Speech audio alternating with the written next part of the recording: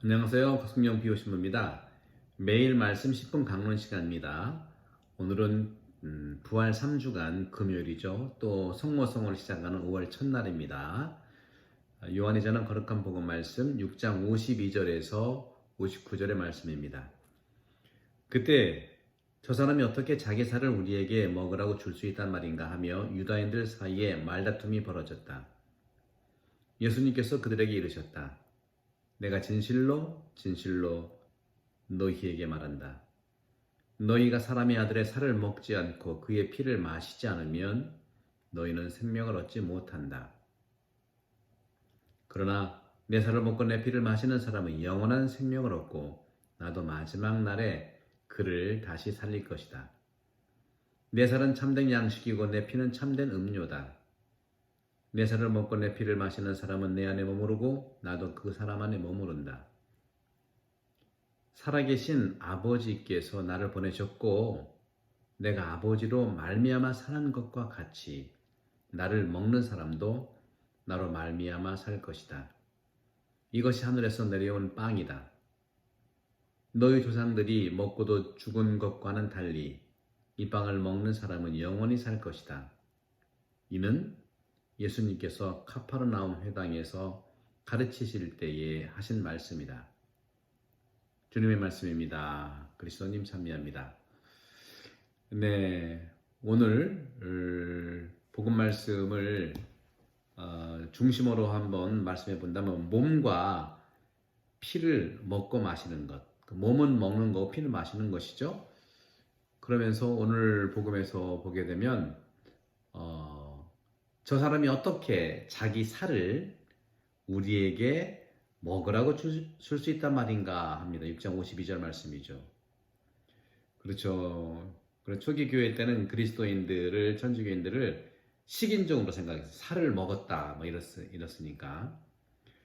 이렇게 가톨릭 교회에서는 성체 기적들이 많이 이루어졌습니다. 성체가 피를 흘리고 또는 살아계신 그리스도 얼굴로 나타나기도 한 그런 기적들이죠.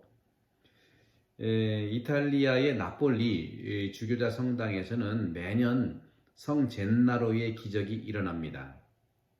또 란치아노라고 하는 이태리 도시가 있는데 란치아노에서는 수세기 동안 오래된 성골, 그러니까 거룩한 뼈죠. 성골 기적이 일어납니다. 다시 말하면 굳은 피가 녹아 살아있는 살로 보인다는 것이죠.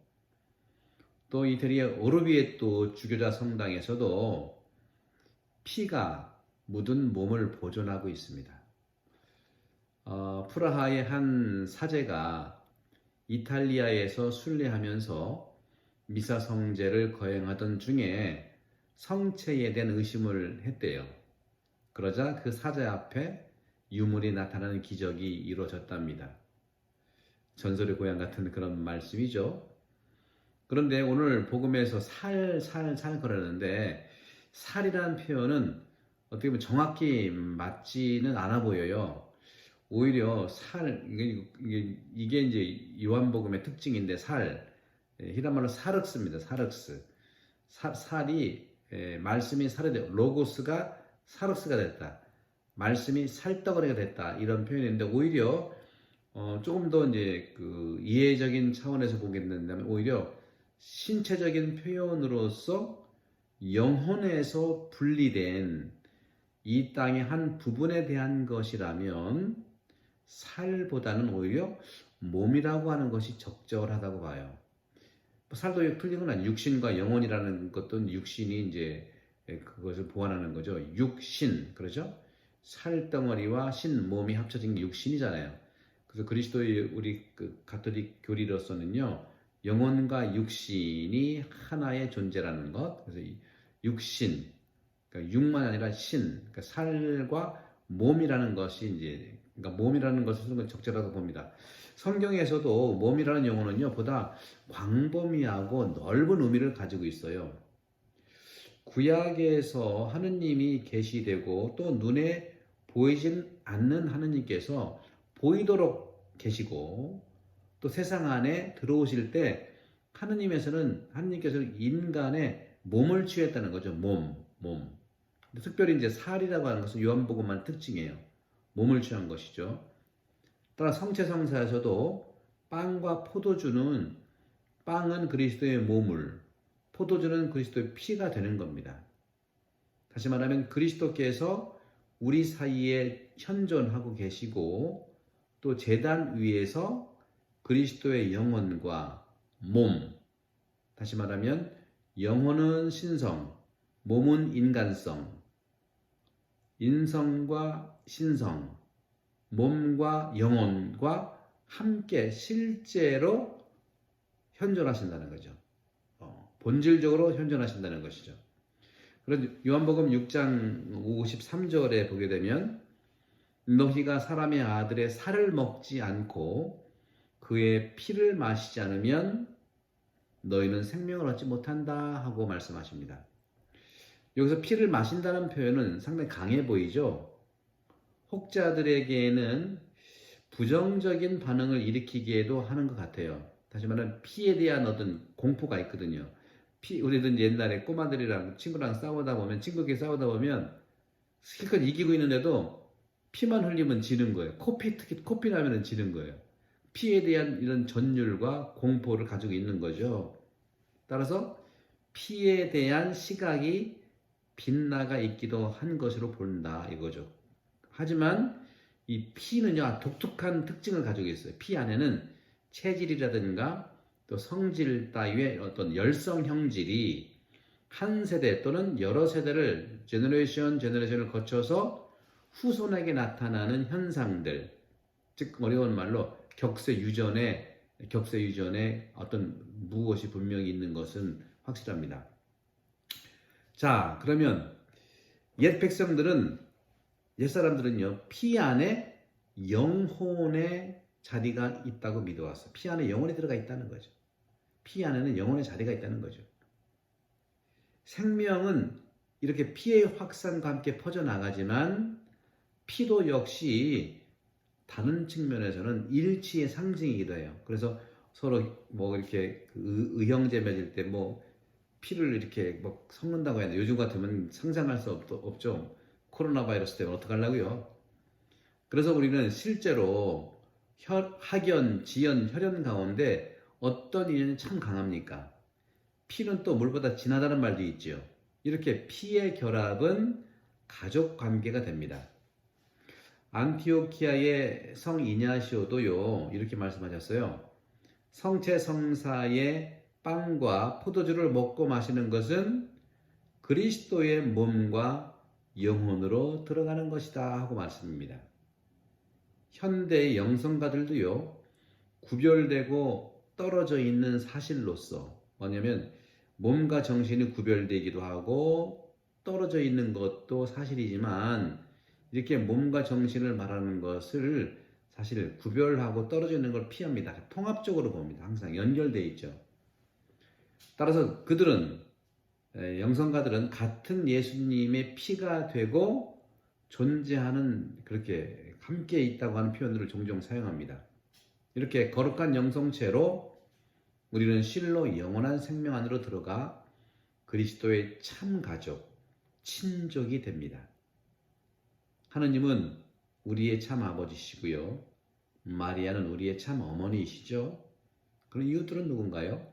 우리의 참 형제, 자매가 됩니다. 왜냐하면 우리 안에 같은 피가 돌고 있기 때문입니다. 그리스도의 피가 돌고 있죠. 그죠?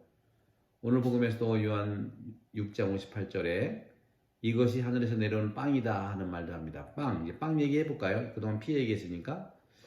이 만나에 대한 얘기를 먼저 해야 되겠는데, 그러니까 옛날에는 탈출기 16장의 이야기에서 만나가 나오는데요. 만나는 높은 곳에서 떨어지는 하늘에서 내려오는 빵이었어요. 그런데 성체성사는 선물이지만 오히려 하늘에서 떨어진 것이 아니라 인간 노동의 결실, 또 땅에서 소출되는 결실로서의 열매의 기원을 가지고 있죠. 창세기 2장 7절에 보면 인간의 몸은 땅, 흙의 먼지로 만들어졌지만 바로 생명은 숨이죠. 숨은 하느님으로부터 왔다는 거죠. 하느님 자체라는 것이 숨은. 따라서 사람의 아들로서 예수님은 다윗 혈통에서 기원된 인간 혈족이지만 하느님의 아들로서는 하늘에서 내려오신 분이세요. 이와 같이 성체성사도 역시 우리 인간이 일하고 있는 경작하는 논밭에서 나오는 기원이 빵이지요. 그렇지만 하늘에서 우리에게 오신 바로 예수님, 신성의 현존, 그 안에 나타나 계시는 분이 예수님, 그리스도라는 것이죠. 이것처럼 우리 그리스도인으로서의 이 빵과 포도주의 이런 가치들을 우리가 잘 살 수 있으면 좋지 않겠는가 생각해 봅니다.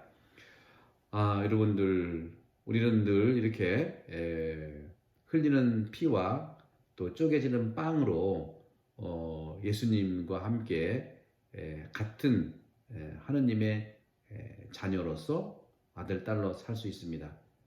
몸과 피를 먹고 마신다는 것이 무엇일까요? 몸은 나누는 것이고 피는 흘리는 겁니다. 몸은 우리가 서로 나누는 거. 요즘에 팬데믹 시대, 코로나 바이러스 시대에 우리 본당에서도 독신 개인을 위한 키트를 만들어서 몸을 쪼개듯이 우리가 성체성사의 삶을 실천하고자 합니다. 5천 명을 먹인 기적의 가치도 있지만 바로 이제는 성체성사, 예수님이 당신 몸을 쪼개서 우리에게 나눠준 것처럼 우리도 우리의 여러분들이 도네이션한 비영주권자들을 위한 이런 그 나눔, 많은 분들이 이렇게 도네이션 해 왔습니다. 이것이 바로 예수님의 몸을 우리가 쪼갤 때 그 사람들도 먹으면 영원히 생명을 위한 양식이 된다는 것이죠. 이것은 우리가 이번에 경험을 잘했지 않습니까? 피는 희생, 흘리는 거고 몸은 쪼개임, 나누는 건데 이 쪼개임과 흘리는 나눔, 마시는 것으로 이번에 우리나라도 그렇고 호주도 그렇고 코로나 바이러스를 잘 대처한 것 같아요. 오히려 중국 같은 경우에는 진원지라고 하는 그런 체면 때문에 발빠르게 움직이긴 했지만 어떤 그 사회주의적 특성상 투명하지 못한 것이 걸림돌이 됐고요. 또 뭡니까? 미국이라는 데는 너무 큰 나라인데 물론 많은 돈을 대통령이 풀긴 했지만 제조업 같은 것을 전부 중국 가기 때문에 이 마스크 하나 못 만들잖아요. 이런 점에서도 또 어려움이 있었고 또 일본 같은 경우에는 여러 가지 올림픽 때문에 정말 그런 투명하게 할 수 없었던 하지 않는 모습들 이런 것들이 어떻게 보면 나누고 희생된다는 차원을 좀 막힌 부분도 있지 않나. 하지만 한국은 특유의 성실성과 근면함 그리고 빨리빨리가 이번에는 제대로 사람을 살리는데 적용이 된 게 아니에요. 그래서 외신들도 극찬했고요. 극찬했다는 것이 중요한 거기도 하지만 한국 분들은 위기에 강합니다. 한국 분들이야말로 몸과 피를 먹고 마시는 성체성자적 삶을 이미 태생적으로 그리스도교가 오기 이전부터 그런 삶을 살았다는 것이죠. 사랑하는 교영자매 여러분, 이 팬데믹 이 시기 동안에 우리가 정말 이웃을 위해서 나누고 또 우리를 위해서 서로 기도하는 영적 연대의 시간이 되기를 바라면서 이 시기에 우리가 서로 성체성사를 제대에서 이루어진 성사를 세상에서 완성시키는 성사로 함께 실천해 나가도록 합시다. 성부와 성자와 성령의 이름으로 아멘. 감사합니다.